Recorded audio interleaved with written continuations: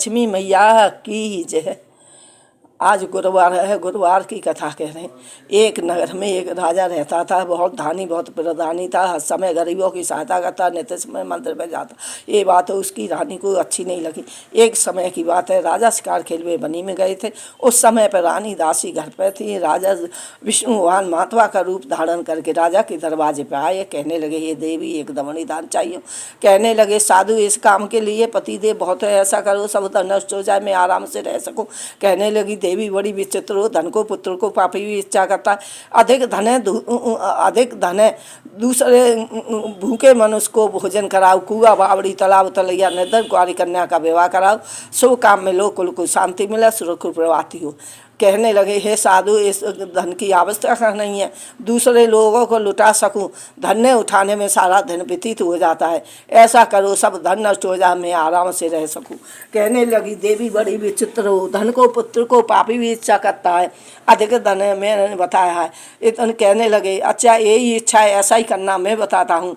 विस्पित के दिन केशों को धोते स्नान करना, घर को गोबर से लीपना, पति से कहना हजामत बनवा में कपड़ा धोई के डालना, 7 विश्व द्वार करने से सब धन नष्ट हो जाओगे, आराम से रह सकोगे।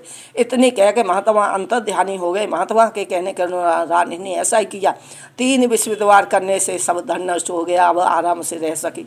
कि 3 रोज बिना भोजन के हो गई। उस समय पर राजा शिकार खेल के आया। कहने लगी, रानी देश चोरी प्रदेश भी हो रहा है, इस नगर में कोई कार्य नहीं कर सकता हूँ, क्यों सब मनुष्य जानते हैं। राजा प्रदेश को चले गया, शहर से लकड़ी काटे शहर में बेकर दुखी जीवन को व्यतीत करने लगा।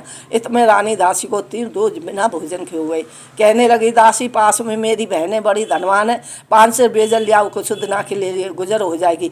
रानी के कहने के अनुसार दासी चली गई। दासी ने अनेक बार उत्तर दिया, रानी की बहन ने कोई उत्तर नहीं दिया। दासी उदास होकर अपने नगर के लिए आई। कहने लगी, रानी तुम्हारी बहन बड़ी आदमी है, छोटे मनुष्य से बात नहीं करती। वो बोली, उसका कोई दोष नहीं है, हमारे भाग का दोष है, बुरे दिन आते हैं कोई सहारा नहीं देता, आपातकाल में पता पड़ता कौन अपना कौन बिराना है। इतने रानी की बहन ने कथा समाप्त करी और अपना पश्चात ग्रहण करके अपने कहने लगी, ये मेरी बहन की दासी आई, न बोली, बड़ी दुखी होगी। अपनी बहन के यहाँ गई। कहने लगी, बहन मैं विष्णु वाहन का बेरो तो कथा कह रही थी, कथा होती है तो तक न उठते न बोलते, मैं इसलिए न बोली, बोलो क्या काम है। बोले, बहन तुमसे कोई बात छिपी नहीं, हमारे अनाज नहीं था, 5 से बेजर के लिए भेजी थी। कहने लगे, जो विष्णु वाहन की सच्चे मन से व्रत और पूजा करते हैं, विष्णु वाहन सदा ही रक्षा करते हैं। विष्णु वाहन के जय जयकार लगाते। मैं बहन के घर में घुसी चली गई तो एक कलश बेजर का मिल गया। रानी दासी बड़ी खुश होने लगी। कहने लगी, रानी हमने अभी थोड़ी देर पहले हमने देखा तो कुछ नहीं मिला, अब ये क्या हो गया, क्या विष्णु वाहन के प्रभाव से मिला है। कहने लगी, बहन से अपनी बहन से विधि पूछ लो, जब अन्न खाने को नहीं मिलता है व्रत हमारा भी हो जाता है, हम भी व्रत करेंगे। रानी ने अपनी बहन से विधि पूछी। कहने लगी, गुचना मुनक्का की दाल लेके विष्णु भगवान का व्रत और पूजा करो, केला की जन्म पूजन करो और उससे विष्णु भगवान मन कामना पूर्ण करते हैं। पीले कपड़ा पहनो, पीले फूल से पूजन करो और पीले चंदन से तिलक लगाओ, पीले ही वस्त्र अपने धारण करो, उससे विष्णु भगवान बड़े दयालु होते हैं, बड़े प्रसन्न होते हैं। इसीलिए रानी ने कहा। दूसरी विश्व द्वार आया। रानी दासी ने व्रत और पूजा का सामान कहाँ से आवे। दासी गही गुड़सार में गुच्चना बीन के लाई और केला की जन्म पूजन किया। विष्णु भगवान की कथा करी। विष्णु भगवान बड़े दयालु हैं। 2 सुंदर थारम भोजन लेके आए। कहने लगे, दासी तेरे और रानी के लिए। इस विषय में रानी कहने लगी, हमको तो मालूम, हमारे व्रत में हंसी उड़ाती है कि नहीं, एक साधु दे गया है, कि साधु तेरे लिए दे गया, तू ही भोजन कर। रानी ने भोजन दे के विष्णु भगवान से नमस्कार कर भोजन आराम किया। अब तो रोजीना की तरह विष्णु भगवान का व्रत और पूजा पाठ करना शुरू कर दिया। रानी के पास पहले थे अधिक धन हो गया। रानी फिर आलस करने लगी। दासी कहने लगी, रानी हमें ये धन बड़ा मुसीबत से पाया है, इसको शुभ काम में लो, कुल को शांति मिले, सुरक्षित प्रभाती होगी। अब रानी ने कुआ बावड़ी तालाब तलैया निर्धन कुंवारी कन्या का विवाह भूखे में उसको भोजन कराए, नए नए अपने काम करे, उससे सहनसा पहनने लगी, उसका प्रभाव पहनने लगा।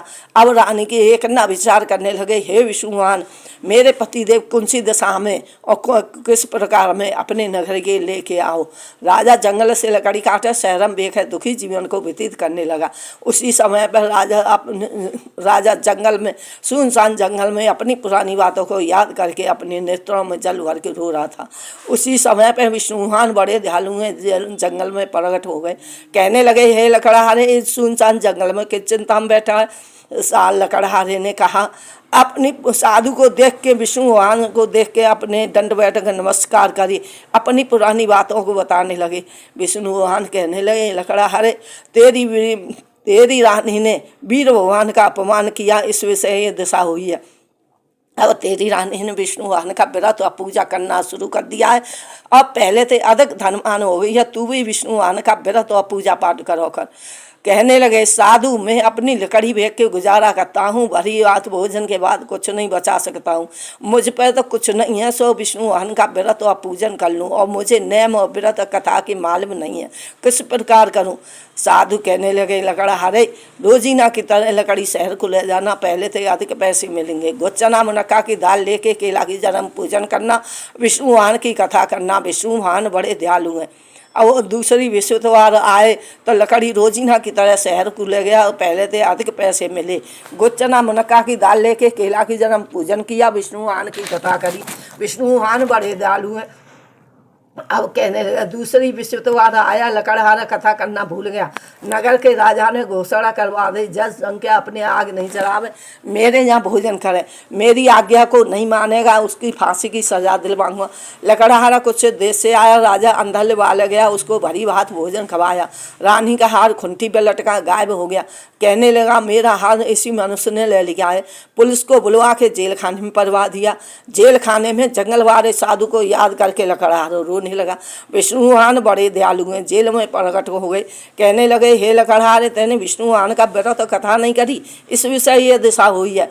जाओ, जेल के दरवाजे पर 4 पैसे मिलेंगे, गुच्चना मुनक्का की दाल लेके विष्णु भगवान की कथा करना, और तुम्हारे सब 2 छूट जाएंगे। राजा जेल सवेरे उठा था, जेल के दरवाजे पर 4 पैसे मिले, गुच्चना मुनक्का की दाल लेके केला की जन्म पूजन किया, विष्णु भगवान की कथा करी। राजा से कहा, राजा निर्दोषी लकड़हारा, उसको छोड़ दे, तेरी रानी का हार खुंटी पर लटका है। राजा ने सपने से उठा, रानी का हार खुंटी पर देखा, आभूषण कपड़े वस्तु लेके जेल को भागा। लकड़हारे से दंड बैठक क्षमा मांगी, आभूषण कपड़े वस्तु दे के विदा किया। अपने नगर के निकट आया, अधिक बाग तालाब दलैया दिखाई दिए। बोले, किसके हैं? सब लोग बोले, रानी दासी के हैं। इस विषय में रानी को मालूम पड़ी, दासी दरवाजे पर खड़ी हो जाओ। ऐसी हालत देख के राजा वापस नहीं हो जाए। जैसी राजा आए, दासी अंदर लिवा लाई। उसको राजा को क्रोध गुस्सा आया। रानी, ये बताओ, ये धन कहाँ से मिला? रानी और दासी कहने लगी, हे पतिदेव, हमें विष्णु भगवान की कृपा से मिला है, हमें विष्णु भगवान ने दिया है। राजा ने संकल्प लिया कि 7वें दिन 1 बार कथा दुनिया कहती है, मैं दिन में 3 बार कहा करूँगा। राजा के दुपट्टे में गुच्चना मुनक्का की दाल बंधी रही थी। एक अन्ना विचार करने लगा, अपनी बहन के यहाँ जाऊँगा। घोड़े पर सवार होकर अपनी बहन के यहाँ गई। एक मार्ग में मुद्दे को ले जा रहे, उससे बोले, भाई मेरी कथा सुन लो। बोले, कथा किसी और को सुनाना, हमारा आदमी मर गया। कछु लोग बोले, हाँ हाँ, हम तेरी कथा सुनेंगे। मुद्दे को रखे के कथा सुनने लगे। आधी कथा कही, मुद्दा आने लगा। पूरी कथा कही, राम राम कही, खड़ा हो गया। किसी को सुनता के हाल किसान हाथ चला रहा था। उससे बोले, भाई मेरी कथा सुन लो। बोले, कथा किसी और को सुनाना, हम 4 हराई जोतेंगे। उसके बैल पछाड़ खा गिर गए, किसान के पेट में दर्द हो गया। उसी समय किसान की माँ खाना लेके आई, अपने बेटे से सुसमाचार सुना। कहने लगे, बेटा, कहने लगा घोड़े वाला कह रहा, मेरी कथा सुन लो। बुढ़िया दौड़ी दौड़ी घोड़े के सवार के पास गई। चल बेटे, मेरे खेत पर, मैं तेरी कथा सुनूंगी। घोड़े को वापस किया, किसान के खेत पर आके कथा सुनाई। आधी कथा कही, बैल खड़े हो गए। पूरी कथा कही, राम राम कही, खड़ा हो गया। खुशी को सुनता के हाल अपने बहन के यहाँ पहुँचा। बहन ने खूब मेहमानी की। दूसरे दिन विष्णु भगवान का दिन था। कहने लगे, बहन बोली, उठ भाई भोजन कर ले। बोले, मैं भोजन नहीं करूँगा, मेरी विष्णु भगवान की कथा सुन ले। बोले कि ये नगर ऐसा है, पहले भोजन करता था, काम में अन्न काम करता है, पड़ोस में जाती हूँ, किसी को देख खिलाती हूँ।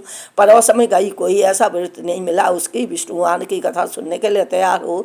एक एक कुमार का लड़का 3 रोज से बीमार था, उसके अपनी बहन भाई की कथा की कही सुनने के लिए तैयार हो गया। उसने कथा सुनी, लड़का ठीक हो गया, उसकी शहंशाह पहनने लगी और अपनी कुशलता होने लगी। अब जा कहने लगा, बहन ने खूब मेहमानी करी, दूसरे दिन रखा था। तीसरा कहने लगा, बहन हम अपने नगर के लिए जाएंगे, तुम भी तैयार हो जाओ। बोले गाने अपनी सास से कहा, सास बोली सुनो बच्चों को मत ले जाना, तुम चली जाना। गाने अपने भाई से कहा, भाई मैं चलूँगी, बच्चे को नहीं कोई ले जाएंगे। भाई ने कहा, जब बच्चा कोई नहीं जाएगा तो तुम्हारा ही क्या होगा। घोड़े पर सवार होके अपने नगर के लिए आया। रानी से कहने लगे, रानी हम निर्दोषी पापी हैं, हमारा मुँह देखने का धर्म नहीं है, क्यों हमारे कोई आने को तैयार नहीं है।